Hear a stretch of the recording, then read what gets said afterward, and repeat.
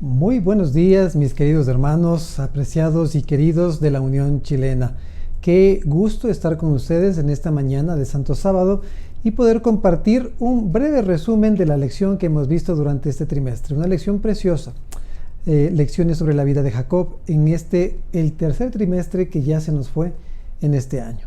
Una lección en la que hemos visto algunas cosas muy interesantes en la historia bíblica de este patriarca, cosas que nos han dejado lecciones muy importantes para cada uno.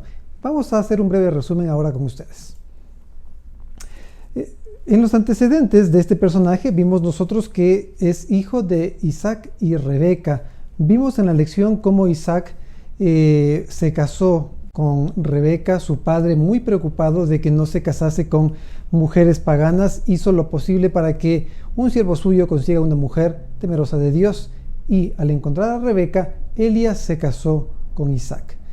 Ahora, si avanzamos nosotros un poco en la historia, encontramos en la escuela sabática que vimos nosotros que desde el vientre de su madre ya había conflicto. Había conflicto porque resulta que no era un niño, sino dos los que después de 20 años engendraron en esta pareja. Miren ustedes lo interesante de notar cómo Dios desde el vientre le dijo a su madre: el menor será más grande que el mayor. Más adelante analizaremos lo que implican esas palabras, pero recordemos cada una de las lecciones. En la primera lección, que se titulaba Primeros años de la vida, veíamos cómo desarrollaron estos dos personajes mellizos, pero distintos en su temperamento y en su carácter. Fueron formándose de una manera muy distinta. Fueron muy contrastantes desde su niñez. A Esaú le encantaba la cacería y a Jacob la vida más quieta en casa como pastor de ovejas. Veíamos en la lección número 1. En la siguiente lección nosotros veíamos una experiencia interesante en la Biblia. Recuerden que la Biblia presenta a los personajes tal y como son, con sus fragilidades humanas. Y encontramos aquí a un Jacob que todavía no tenía un conocimiento experimental del Dios a quien adoraba. Sabía, conocía, había escuchado a sus padres, pero no tenía esa experiencia personal. Ahora, esto le llevó a hacer algo que no correspondía, buscar aprovecharse de su hermano para comprar la primogenitura. Pensaba que conseguirla de esta manera era correcto, pero realmente no conocía todavía por experiencia propia quién es Dios y cómo Él actúa. Cuando avanzamos nosotros a la lección siguiente, en la lección número 3, encontramos ya la etapa más oscura en la vida de este personaje, cuando él se apropia de la primogenitura. Primero la consiguió aprovechándose de su hermano, mas luego confirmó esta situación al él engañar a su padre. Junto con su madre, él hizo un elaborado plan para persuadir a su padre ya anciano y engañarlo de que él era el hermano mayor, Esaú, y de esta manera, engañando a su padre, tomar para sí la primogenitura. De esta manera engañosa, pensó él, permitir que se cumpla el plan de Dios. Pero Dios no actúa en esas maneras, jamás con engaño. Tenía que aprender por experiencia propia cómo es Dios. En la lección siguiente, en la lección número 4, encontramos a un hombre que tiene que huir de su casa. Esto como consecuencia de lo que había hecho, las consecuencias que Dios estaba utilizando para conseguir que esas consecuencias le enseñasen a ser verdaderamente un hijo de Dios, a que dejase el engaño, la hipocresía y todo tipo de cosa mala para aprender de un Dios de amor. En el camino de su huida en Betel, él tiene una noche realmente importante, impresionante. Él se acuesta a dormir luego de haber orado y el Señor se le manifiesta en una visión con la famosa escalera de Jacob, donde ve ángeles que suben y bajan del cielo para ministrar a los hombres. Esa escalera es Cristo. Mediante él, el cielo se deleita en atender al ser humano y en rescatarlo. Cuando avanzamos nosotros, vamos a la lección número 5 y encontramos a Jacob ya llegando a un lugar donde ciertamente estaba su familia, pero una familia que no tenía el pleno conocimiento de Dios. Allí él, al apenas llegar, conoció a la mujer que robó su corazón, por decirlo así. Fue allí cuando al mirar a Raquel, él se enamora y luego quiere tomarla por esposa y finalmente lo hace. Pero aquí ocurrió otra de las desgracias que marcó la vida de este personaje. Es engañado por su suegro, le entrega a la hermana, que era la mayor, pero la que no quería Jacob. Y esto lo hace para aprovecharse de su trabajo y de su diligencia, de la prosperidad que Dios le estaba dando a través de su presencia allí en casa. Labán, su suegro, le da a Lea y después Jacob no quiere desprenderse de Raquel, sino que trabaja 7 años más por la mujer amada y luego también él recibe a las sirvientas de sus 2 esposas como concubinas. Esto marcó su vida en lo posterior. Al avanzar nosotros a la lección siguiente, en la lección número 5, encontramos el mal de la codicia. Encontramos aquí a su suegro lleno de codicia, lleno del deseo de apropiarse de bienes materiales de cualquier forma. Jacob también se vio influenciado por esto. Y en cierta manera él buscaba la forma también de sacar ventaja o partido. El Dios del cielo era el que le estaba a él prosperando grandemente y ciertamente le libró. Cuando Jacob tuvo que ya decidirse por huir de la tierra donde estaba su suegro Labán, el Señor le acompañó y él mismo no permitió que le hiciesen daño, sino que tomando todas sus propiedades se fue ya cerca, dejando a los idólatras, como veremos en la lección siguiente. Esto es importante porque en este trayecto de escapar de su suegro se da un acontecimiento que es impresionante. En su temor, en su miedo, Dios se le presenta a Jacob y le muestra 2 compañías de ángeles, 2 compañías que resguardaban su campamento para que no se le hiciese daño. Sí, ni su suegro ni posteriormente su hermano podrían hacerle daño porque Dios estaba con Jacob. Sí, pese a sus dificultades y fragilidades humanas, lo que más impresiona de la vida de este patriarca es cómo al él acercarse a Dios, el Señor siempre lo acogía. Dios siempre está buscando a cada individuo que de corazón quiere encontrarse con él. Y esto Jacob tuvo siempre en su vida. Avancemos un poquito y llegamos a la lección número 8, en donde se da el punto culminante, por así decirlo, de la experiencia de Jacob en su experiencia religiosa. Porque al estar en un tiempo de angustia, pensando que ya su hermano iba a dañarle a él y a su familia, pensando que inocentes iban a sufrir a causa de su pecado, él se aparta a orar a solas. Y allí tiene un encuentro con Jesús.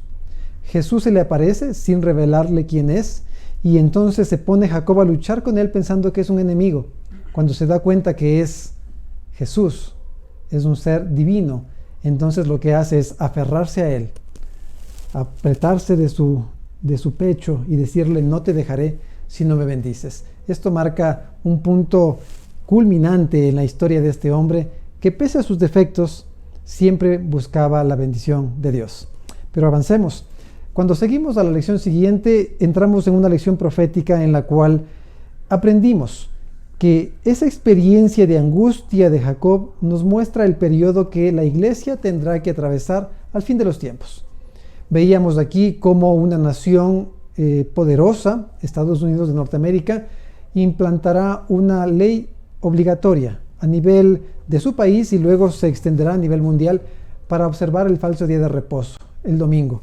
Esta será la nota culminante, como cuando el ejército romano plantó su estandarte en las cercanías de Jerusalén y marcaba el tiempo de la huida. Así también este decreto dominical marcará ya los fines mismos del tiempo de gracia. Poco tiempo habrá después, y esto implicará que el pueblo de Dios entrará en tiempo de angustia. ¿Por qué tiempo de angustia? Porque la más grande inquietud que tendrá el pueblo, cada uno de nosotros por la gracia de Dios, será saber si es que nos hemos arrepentido o no de todos nuestros pecados y si ellos han sido perdonados. Tiempo que está cada vez más cerca. También en esta lección nosotros fuimos aprendiendo algunos detalles importantes, como en la lección número 10. La lección número 10 nos muestra la experiencia de Jacob con su familia. Miren qué difícil que fue Hay mucha gente que dice, pero ¿cómo algunos personajes bíblicos tuvieron varias esposas? Y mencionan a Jacob y a otros.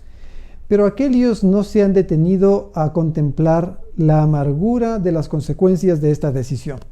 Un hombre que tiene varias esposas siempre tendrá que sufrir consecuencias de aquello. Jacob tenía que mirar los celos entre sus esposas, las discordias entre sus hijos, los enojos entre las esposas. Todo esto le llenó de amargura en su experiencia. Realmente fue triste la vida familiar de Jacob a causa de este pecado. Nunca fue el plan de Dios que un hombre tomase más de una mujer. Hoy el Señor nos está invitando a nosotros como pueblo a que hagamos una restauración de nuestros hogares conforme al plan original de Dios. Esto siempre trae bendición. Si avanzamos nosotros en la lección siguiente, la lección número 11, vemos cómo los frutos de esta circunstancia equivocada de Jacob en su decisión trajo amargura. A tal punto llegó la enemistad entre sus hijos y también por la equivocación de Jacob, porque mostró preferencia a uno de sus hijos, a José, causó enemistad entre los hermanos. Y esta enemistad lo que consiguió fue que llegasen incluso a querer matar a su hermano. Sí, como no lo mataron, decidieron no hacerlo, sacaron ventaja de esta situación y obtuvieron ganancia al venderlo como esclavo. Sí, realmente los frutos en la familia de Jacob fueron difíciles y amargos, pero por la gracia de Dios vamos a ver hacia adelante cómo la intervención divina consigue que esto pueda superarse. En la lección número 12, nosotros acabamos de ver hace pocos días cómo el carácter de Jacob fue pulido por el fuego de la prueba. Sí, Dios, a través de las consecuencias de nuestros pecados, cuando estamos cerca de Él, permite que lo que en realidad podría ser una maldición se convierta en una bendición. Porque esas consecuencias, a la vez son pruebas, pulen el carácter en el horno de fuego y el oro de la fe sale cada vez más refulgente. Sí, ahora estamos aprendiendo que vemos nosotros los tiempos difíciles y en lugar de ver una desgracia, tenemos que ver cómo Dios está a través de ello puliendo nuestro carácter para bendición y para vida eterna. Finalmente, el día de hoy, en la lección número 13, nosotros hemos visto la experiencia final de este personaje. Hemos acompañado a Jacob desde el vientre de su madre hasta cuando ya anciano de 147 años reúne a sus hijos con una experiencia preciosa. Pasó 17 años en Egipto viendo que sus hermanos, entre hermanos, se habían reconciliado, que sus hijos habían logrado superar este tiempo de dificultad que entre ellos hubo y ya en paz pudieron estar junto a su padre en las horas finales. Sí, y esto nos llena de esperanza, porque por más que haya crisis en nuestras familias, tenemos el consuelo de que Dios puede permitir que superemos esas crisis, que si en lo personal hemos cometido errores, hemos pecado contra Dios, si es que buscamos siempre estar con nuestro Padre, Él tiene misericordia, nos acoge, nos recibe para darnos su bendición. Cada lección que nosotros estudiamos debe llevarnos a una decisión, y mayormente cuando terminamos ya un trimestre. Decidir es importante para avanzar en el camino de salvación. Por eso, mira la decisión que tenemos y que yo quiero invitarle a hacer juntos. Creo que la disciplina divina suele ser amarga, pero siempre cumple su propósito de salvación. Acepto el plan de Dios para mi vida, pues sé que producirá el fruto apacible de justicia. Jacob se puso en las manos de Dios y eso marcó la diferencia. Cuando se equivocó, cuando pecó, buscó a Dios. Cuando estaba en crisis, buscó a Dios. Cuando venían las consecuencias de su pecado, buscó a Dios. Esto marca la diferencia. Ciertamente la disciplina divina no es fácil, viene con amargura muchas veces, pero siempre será para bendición. Él tiene el timón, Él hace lo mejor. Confíe usted, confío yo, en que Él lo que hace es para nuestro bien. Así que si nos acercamos cada vez a Él, siempre tenemos la certeza de que es para un propósito bendito, para vida eterna. Quiero dejarles finalmente con el verso precioso de esta última lección. Última lección que nos deja esto, que anhelo para todos ustedes, mis queridos hermanos de la Unión Chilena. Jehová te oiga en el día de conflicto. El nombre del Dios de Jacob te defienda. Que el Señor les cuide, les proteja y que podamos vernos juntos en el reino de los cielos. Bendiciones.